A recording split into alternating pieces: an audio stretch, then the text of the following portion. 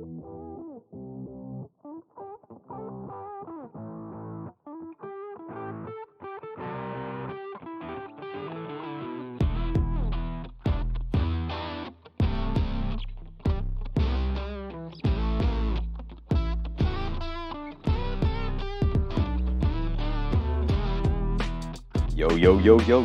this is DJ Atoyu Many. Welcome to Yankee in Japan. One American, many stories, all from the land of the rising sun. So sit back, relax, and stay tuned.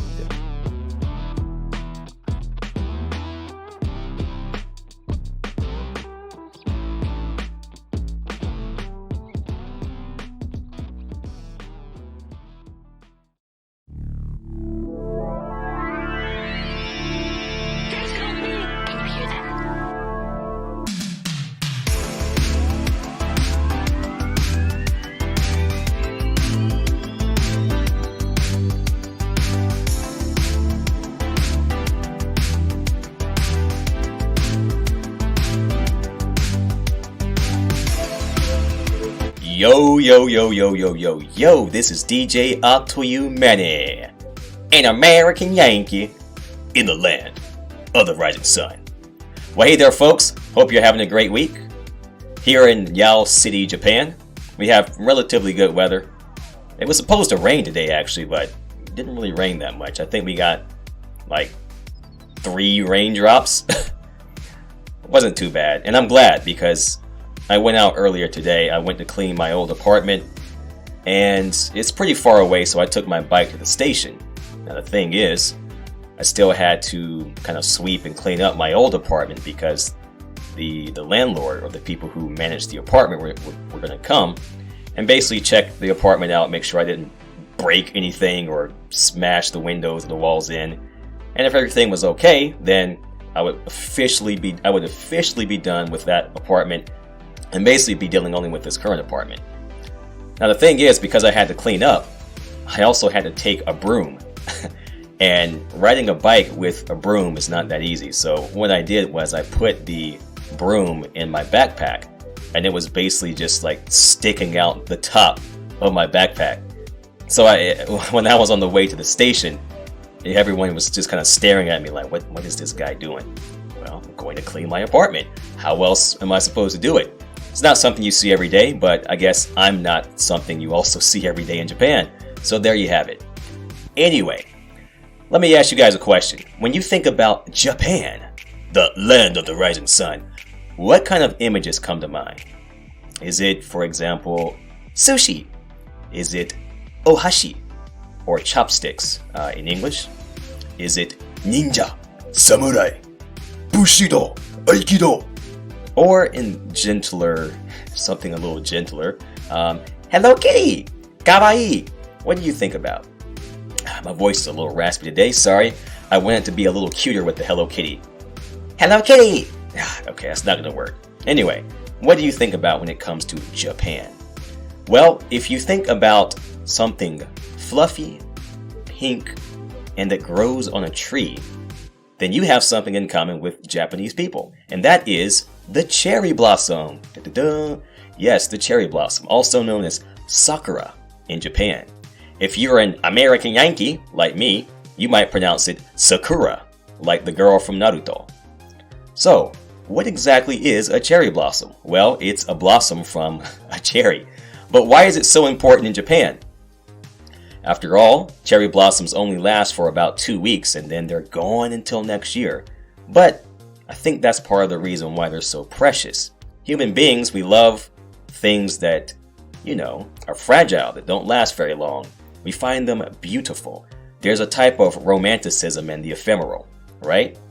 So yes, cherry blossom season only lasts 2 weeks. So Japanese people do put all of their effort into enjoying and squeezing out every drop they can out of sakura season. So one thing Japanese people like to do is have, cue word of the day, hanami. Hanami literally means flower viewing. But it's not just any flower, baby. It's the cherry blossom. It's the flower of Japan. And it's so cute. It's pink. It's adorable and it smells good.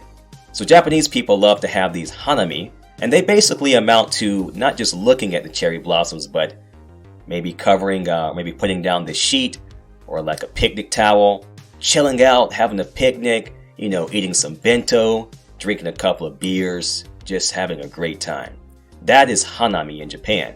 Now, unfortunately, because of COVID-19, that hasn't really been happening as of last year, actually. So for the past 2 years, we haven't been able to have a proper hanami, where you might hear people say things like, "Itadakimasu!"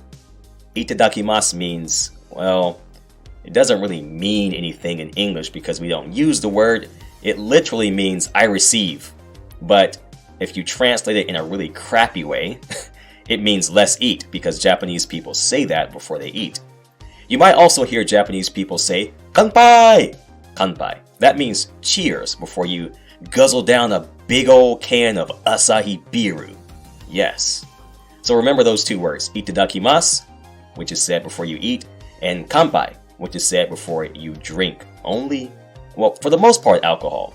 They don't really use it for soft drinks or whatever, but if there's some type of party or get together and everyone's drinking, then they might kanpai.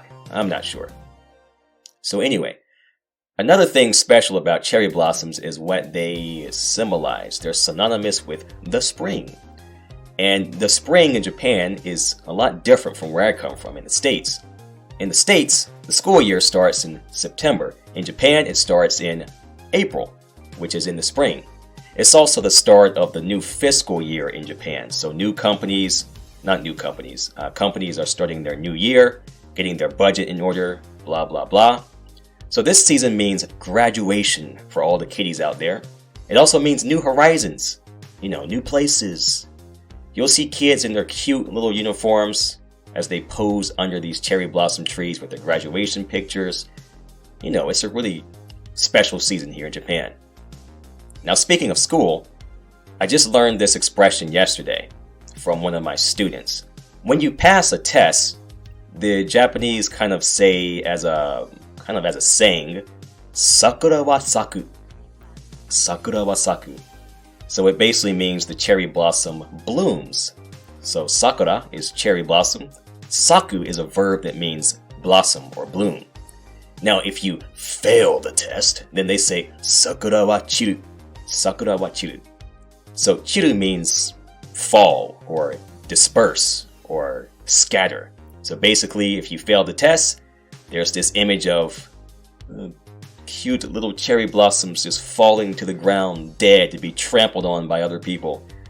Kind of graphic, but yeah, apparently it's a saying.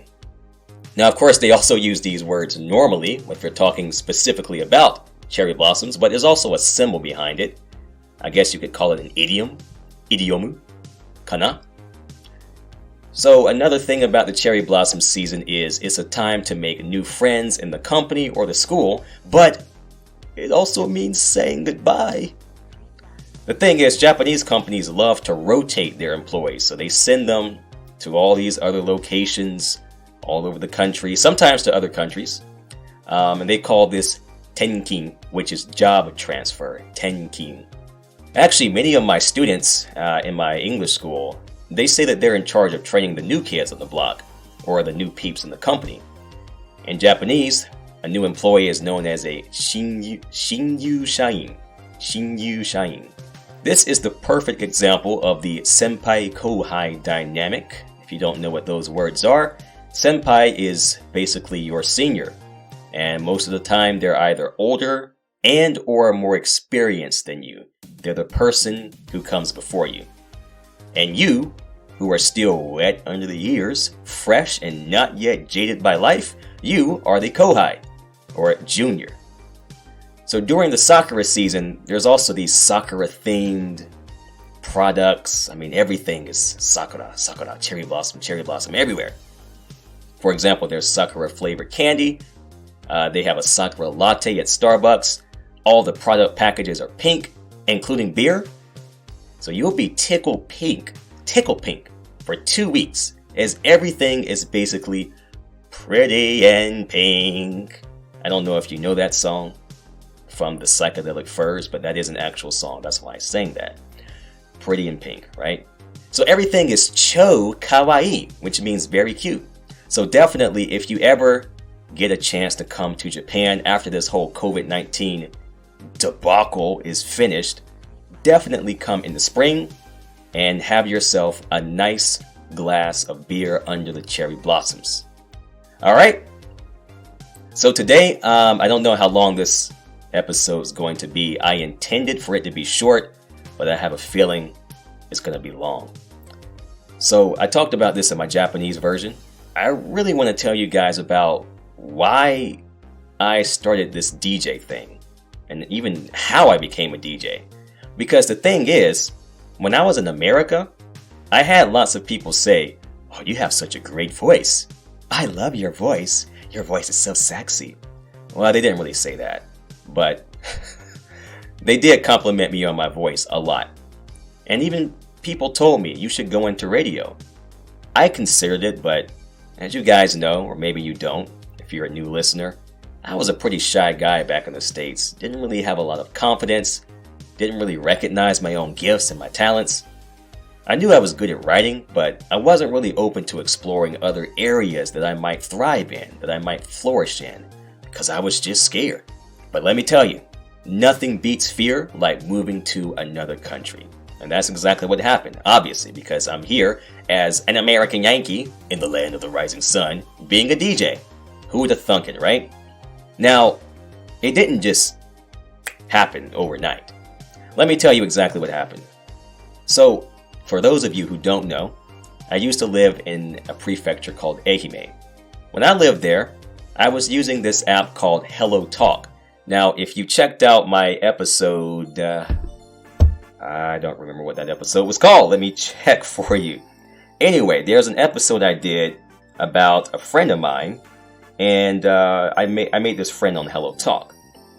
And she had some problems with another person on Hello Talk. And the episode in Japanese was called Bukiwa. The episode in Japanese was called Mushi wa Buki ni naru, which means the secret weapon. This was the English version. So if you want to reference Hello Talk, check out the English Yankee in Japan episode, Season 1, Episode 2, The Secret Weapon. Anyway, Hello Talk is a language exchange app. So I wanted to find Japanese speakers and practice Japanese, make Japanese friends, blase, blase, blase. And I did find lots of amazing people, amazing language partners. Sono nakade, in the midst of all those people, I found this one person who I'll just call Miss YK. I don't want to say her name out loud, even though you guys probably have no idea who she is, but I just rather keep things private. So YK-san, we had one thing in common. We both liked Japanese songs from the 1980s, 1970s, basically older Japanese music called Kaiyo Kyoku, here in Japan. Now, one cool thing about this lady was she used to work with a record company. And I don't know what exactly she was doing, but she used to work with a famous Japanese singer called Yano Akiko. She's famous back in the day. I'm not sure if she's still active, but she was a J-pop singer, old style Japanese pop music, and a pretty big name, honestly. So Miss YK, she's met, a ton of famous people, worked with them. She was like really into the industry. Now at the time, she wasn't working there anymore. She was working at some radio station somewhere. I wasn't really quite sure of the details at the time. Anyway, we became online friends. We talked a lot. She gave me advice. She was an older woman, married with kids, so, she wasn't, I couldn't really call her a mother to me per se, but she gave me motherly advice from time to time. Now, I knew that YK lived somewhere in Hiroshima Prefecture, but I didn't know where. I didn't really prod that much. Now, if you know my story, you guys know that after Ehime, I moved to Hiroshima Prefecture. When I moved to Hiroshima Prefecture, it had been a while since I talked to Miss YK, so I sent her a message and I said, "Hey, I'm in Hiroshima. I moved. Ja-ja." And so she said, "Oh, cool. Where did you move?" And so I told her, "Well, I moved to a city called Hatsukaichi, which is not too far from Hiroshima City, about 20 minutes on the tram." And she said, "Oh, wow, I live in Hatsukaichi too. What a coincidence." And I said, "Oh, wow, what a coincidence. Let's meet up if we have the time." And we talked a bit more, and then we met in the flesh. Now, the day we met, unfortunately, I think I was really sick, and I was throwing up chunks all over the place, but she was really nice about it. And after we met, we got a little bit closer, and she told me that she was working at this place called Radio Hatsukaichi, or FM Hatsukaichi, which is the radio station in Hatsukaichi City. Now, from this point, my memory gets a little fuzzy. I'm sorry. I don't know if I asked YK to hook me up at the radio station, or if my homegirl suggested or even offered to hook your boy up at FM Hatsukaichi. I don't know which one it was. Doesn't really matter because she did me a solid. Because she got me an interview. Not really an interview, just a small informal meeting, basically with the boss, the head honcho, the big cheese of FM Hatsukaichi. This real cool guy. We'll call him Mr. K. So I met with Mr. K through Miss YK. We talked for about 10 minutes, a solid 10 minutes. It was really cool. We hit it off very well. And lo and behold, he liked my voice. So he said, "I would love for you to come on one of the shows here at FM Hatsukaichi and just tell your story." And so I said, "That's what's up," in Japanese. And so I decided to take him up on his offer. A couple of weeks passed, maybe a couple of months, I think, 2 months or so. And then in December of 2018, I think it was, right before Christmas, FM Hatsukaichi was tiny. It was so tiny that it fit in a mall. Like it was in a mall. It was not a separate building. It was really tiny, really cozy, really at home. So, I went there. There was this very cute radio personality, and she basically interviewed me for her show. I think it was in the afternoon. It was an afternoon talk show. And I had about 10 minutes with this beautiful woman. And here I am, just a regular Yankee in Japan, minding my business, living in Hatsukaichi, doing the English teaching, and people want to know who I am. Like, me? Who am I?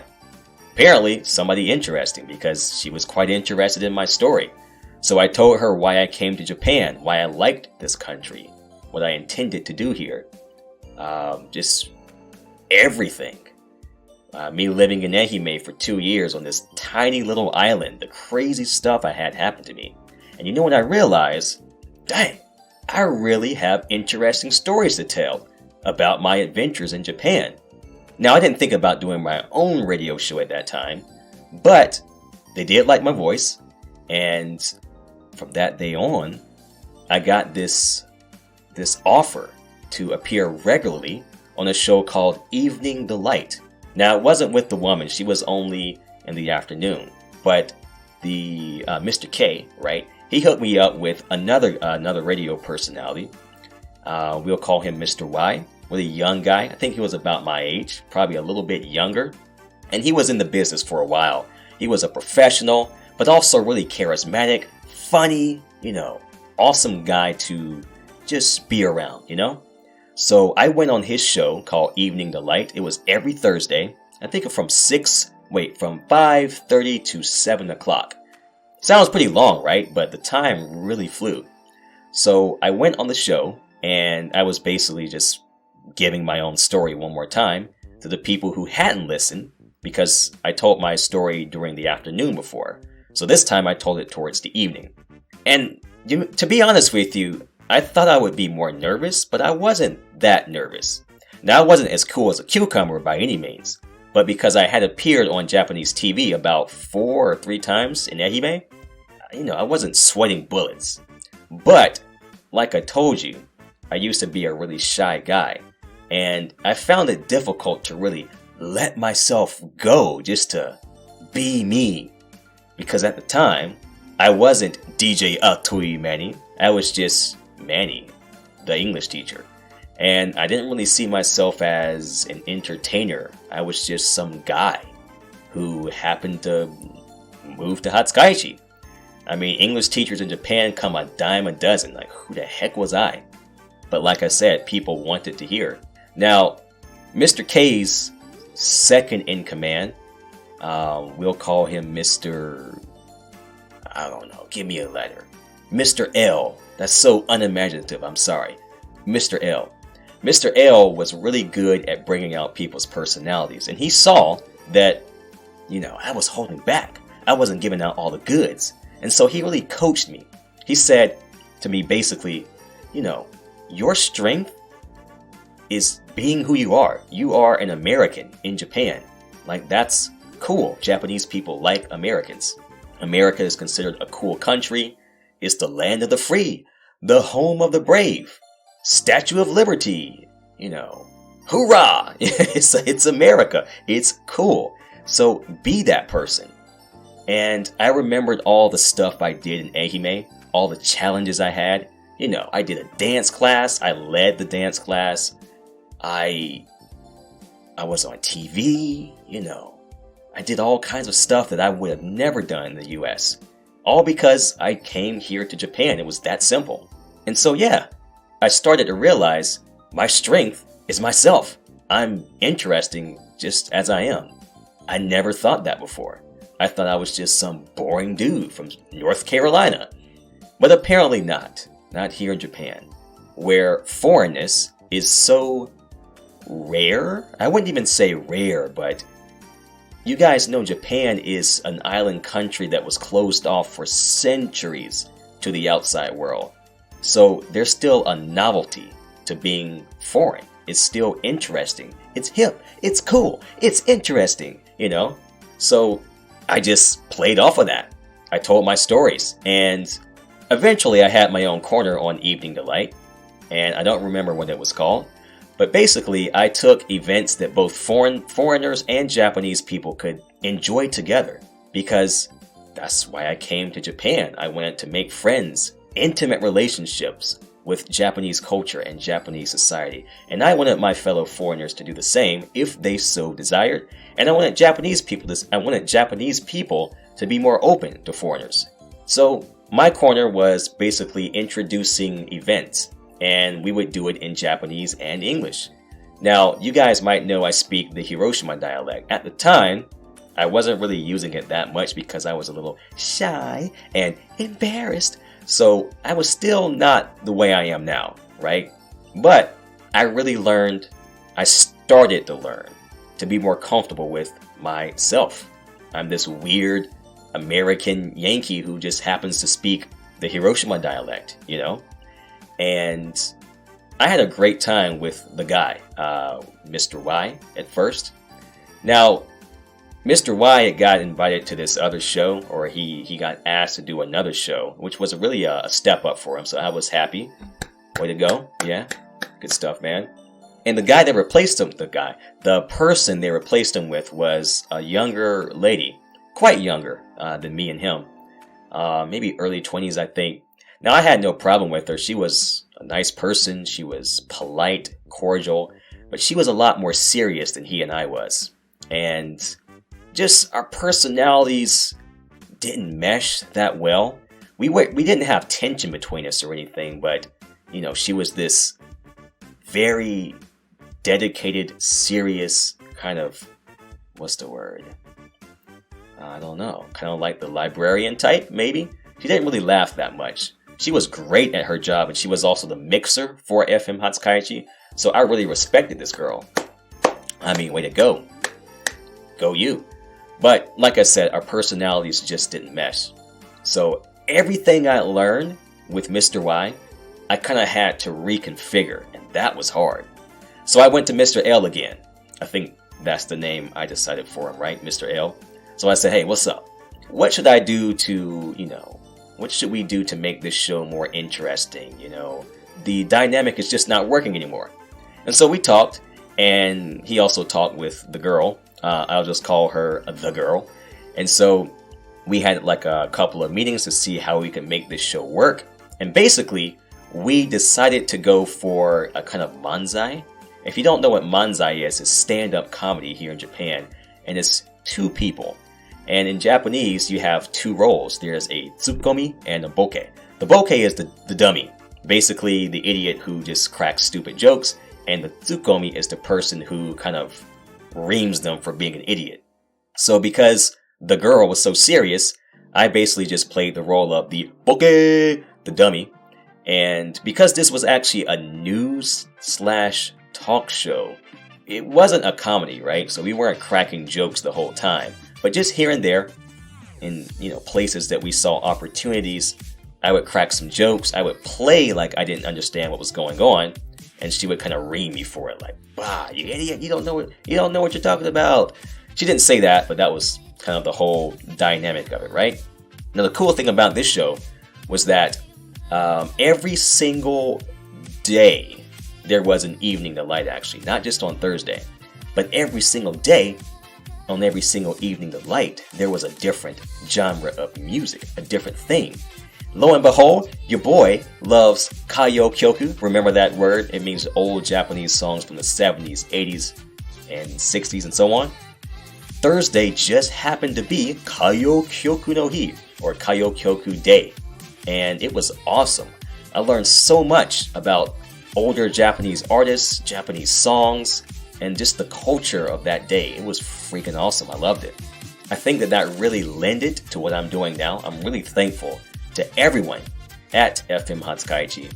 As you guys might know also, when I moved here to Osaka, I started volunteering as an assistant radio personality in Kishiwada. So yeah, that was how I became a DJ. All thanks to YK-san. Thank you very much. I appreciate that. So yeah, that's my story.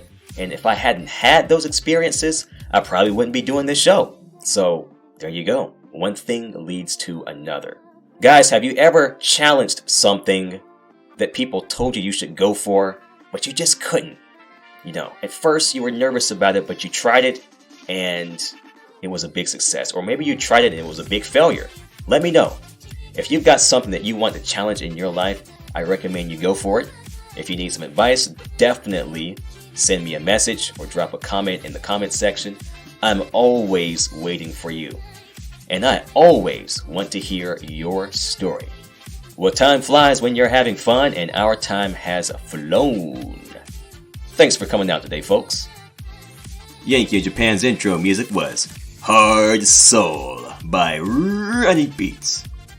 And today's background music was Tokyo Night by Disko. Space Jam by Creep Labs. Dance With Me by Days Music. And lastly, Aquamarine no Koi Gokoro by Mikajiki Big Wave. And I'll see you next time.